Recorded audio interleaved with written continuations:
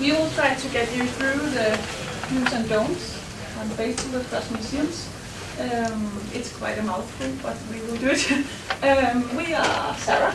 She is responsible for SMK's Facebook presence, and Maria is responsible for Experimentalum's Facebook page. That's a science museum. SMK is an art museum, and I'm responsible for the National Museum of Denmark's present, and that's a history museum. So we have tried to find out what works and what doesn't work across the three museum types. So in this 15 minutes, it will all be how we did our research, and then you will end up with how you do well on Facebook as a museum, because we think that's what's most important in this talk. So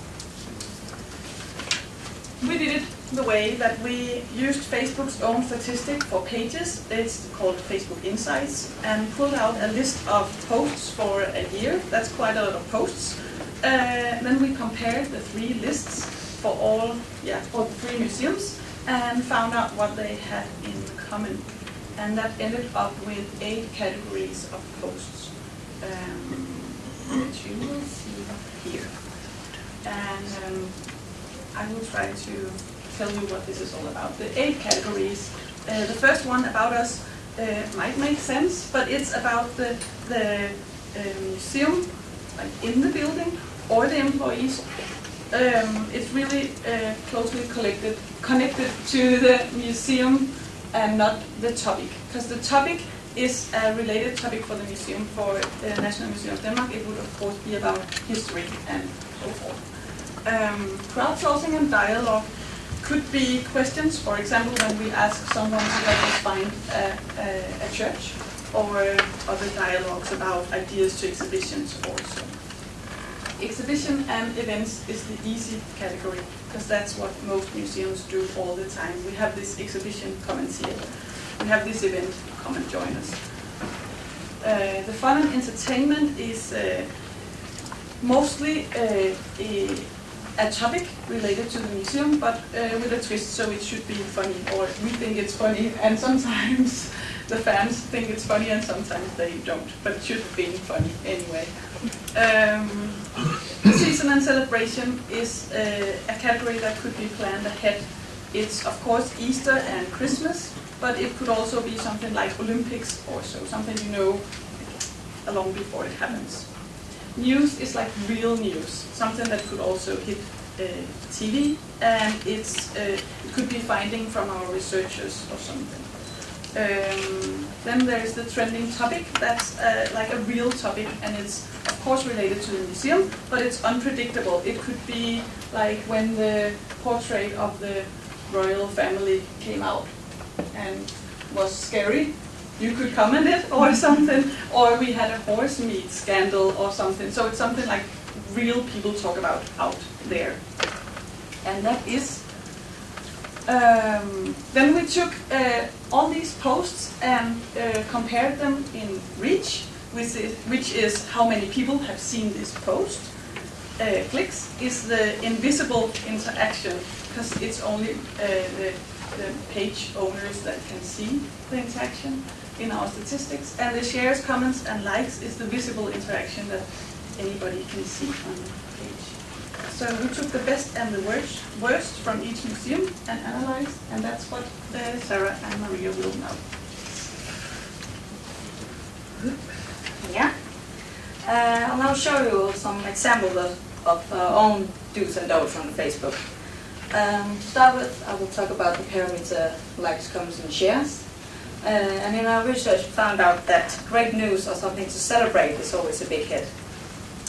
So the category season and celebration is definitely the most popular to make an engagement post. If you look at this example from the National Museum, it's about the liberation of Denmark after World War II in 1945, which we celebrate on the 5th of May. It's an update about a celebration that all Danes know or in some way can relate to. So the post get the Danes to get emotional involved with this, because we know it and in some way relate to it. But we can't always have something like this, so maybe you can just add some fun to a season. If you look at this example from Explanetarium, we had an Easter event this year where we had on live cam a hatching machine hatching eggs. So you can 24 hours watch the eggs hatching on some point. And we asked our fans on Facebook what we think the chicken should be called. So we got a lot of fun suggestions with names, and the names with the most likes got the little note on the eggs saying which name it should be. And as a bonus info, I can say that Sophie was the first chicken to hatch. So, summing up from that, how to make an engaging status update. Deliver some great news that fans feel emotional involved with or celebrate themselves. Use humor or something cute in a relevant context. For example, in the season and celebration category that we found out was really popular. Use picture without a link. Sorry. So the update is enough for the fans. You don't have to redirect them away from Facebook, but get them to stay on your Facebook page. Make an album of pictures which get fans to engage further. For example, if you have an album and you add pictures like ongoing adding them, then you will show the picture album several times. So yeah. So if you look at what not to do to get engagement, we saw in our research that every time we had only a link without a picture, the fans didn't really get what the content was about because they had to click on the link and find out what the content was. So as we see here as an example, the National Museum had made an update about the TV debate about the teacher lockout in Denmark this year. And you have to click on the link and go 2 minutes and 45 seconds, get to the link, and then watch the show for half an hour and so forth. So your fan will never do that standing in line in the supermarket or on the bus or somewhere else for that matter. It just demands too much for fans. It's too heavy a subject. Usually you use Facebook for entertainment and fun. So seeing a 45-minute show, that's just too much for the fans. And especially considering that this subject, the teacher lockout, was one of the most talked about this year, it should have been hitting the category trending topic instead. And we think it would have worked if there was just a picture from the show maybe and some points from the show. So you get the point from just the update and you don't have to click in and actually watch the whole show to get the content. So quickly to sum up, how not to make an engaging status update. Write a post which can stand alone. Post too heavy subjects or topics. Post links without an image, so the fans definitely don't get what the content is about. So, moving on. If you look at the parameter clicks on posts, we found out in our research that the image has to be the main message of the post. If you look at the example from the National Museum, same example as Anna Rørbæk mentioned. It's a post about, they found an old picture with an old church, but the National Museum didn't know which church it was. So they asked the fans, can you help us? We really don't know which church this is. So maybe you know the answer. So that got a lot of shares and a lot of comments because the fans felt that I can actually help you with something. So if you can actually make an update with a real problem that you want the fans to solve, it could be really engaging. And especially if you have a picture where the fans have to click on the picture to look at the details, that would be even better to get the clicks. Quick sum up, how to get more clicks. Post images or albums with interesting details. Get people to solve a problem using the image, and especially if it's a real problem, you get them to solve. How not to get people to click. You have to know that as well. Usually it's too internal news that should have been just for the staff and not for the fans. As we see here from SMK, it's about an exhibition going to the Metropolitan Museum of Art in New York. But again, people live in Denmark, so I can't just go to New York, so why should I know about this? This is not for me, that's not relevant. But again, of course, the SMK staff was really excited that this was happening. But again, then the internet and not Facebook. Quick sum up. Not to get people to click. Posts should have been on the intranet. Think about your target group. You're not writing for your staff, for your own amusement.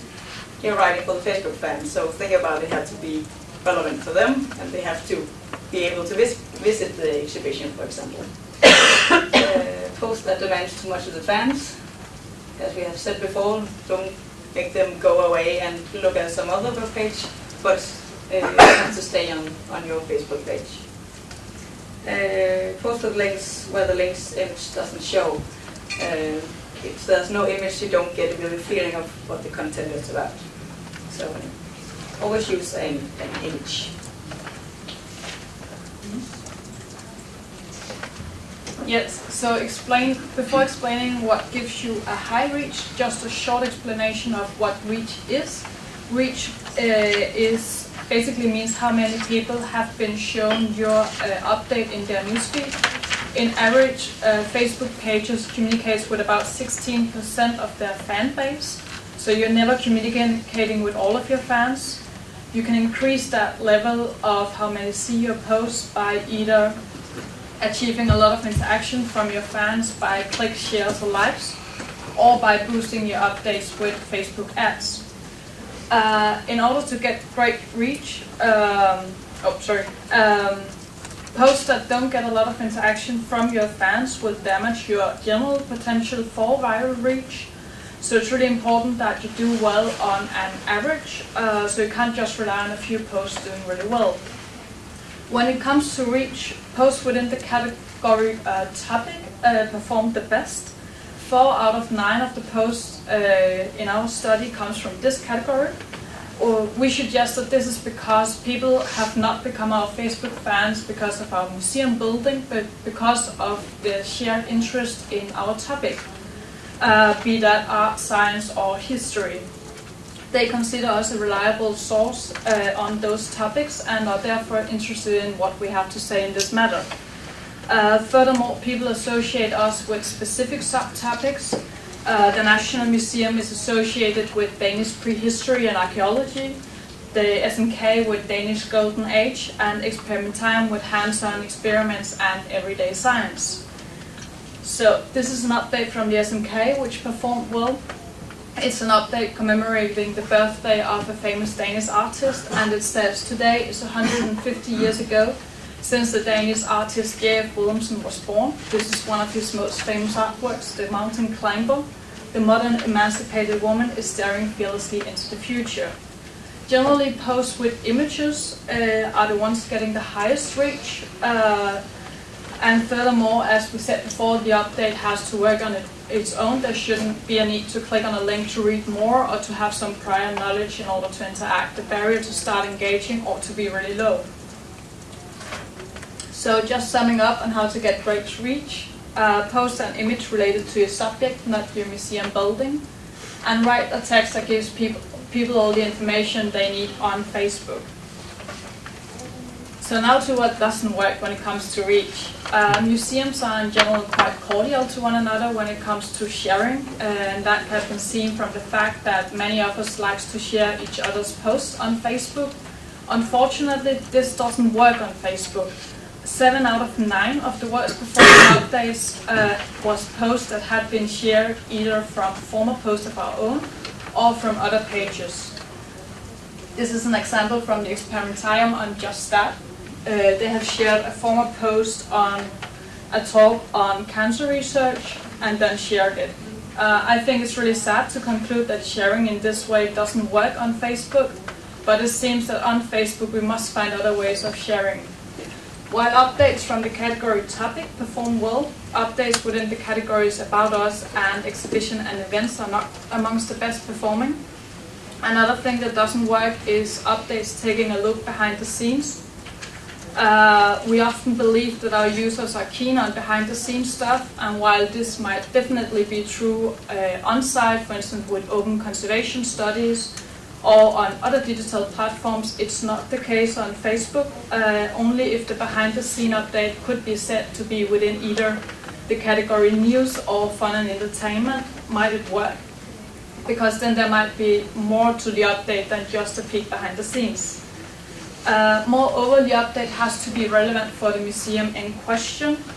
What might be great content for another museum or brand won't work for you if it doesn't go with the topic people associate you with. So for instance, the National Museum had a visit from this year's winner of Eurovision Song Contest and posted an image of it on their Facebook page. And people were like, nah, I don't care.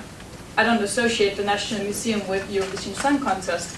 But if the ABBA Museum had done it, it might have worked brilliantly. So, if you don't want to get a great reach, you should definitely share a former post or another Facebook page post. And you should also definitely post updates on relevant topics for your museum.